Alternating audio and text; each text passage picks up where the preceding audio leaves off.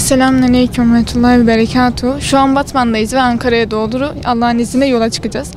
Gazze'de yaşanan drama dikkat çekmek ve o dramın, o soykırımın en azından bir nebze dahi olsa dinmesine, acılarımızın dinmesine vesile olmak için TBMM'ye doğru bir yürüyüş olacak. Ona katılmak için yola çıkacağız. Allah'ın izniyle güzel şeylere vesile olur.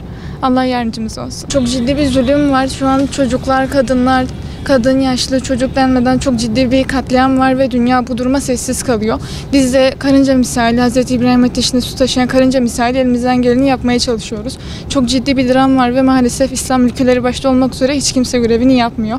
En azından bu konuya dikkat çekmek ve özellikle ülkemizin başında olan kişilere daha çok görevlerini yerine getirmesini istediğimiz için TBMM'ye doğru yürüyeceğiz Allah'ın izniyle. İnşallah güzel şeylere vesile oluruz. Şu anda Batman'dan Ankara'ya bir STK olarak yolumuza çıkmışız. Allah'ın izniyle bu Gazze'nin kurtuluşuna vesile olur inşallah. Şu anda Gazze'de çok büyük soykırımlar yapılıyor. Allah'ın izniyle bu soykırım kırılacak ve Gazze nihayetine varacaktır inşallah. Şu anda Ankara'ya gidiyoruz inşallah. Orada inşallah sesimizi duyuracağız. Gazze için yürüyüş yapacağız. Batman'dan Ankara'ya gidiyoruz. Yani Gazze için meclise gidiyoruz. Gazze'nin ablukasını kırmak için.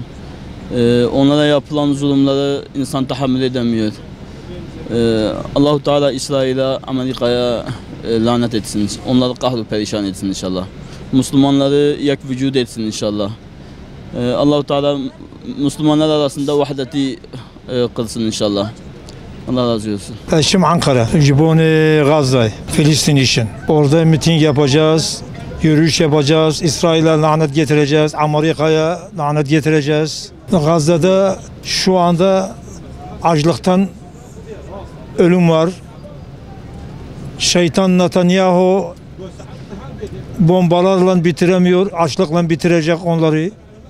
Müslümanlar uyuyor, Müslümanlar uyanmaları lazım. İnsanlık dramı çok büyük. İnsanlık dışı muameleler yapılıyor onlara. Bekliyoruz inşallah Filistinler muzaffer olacak.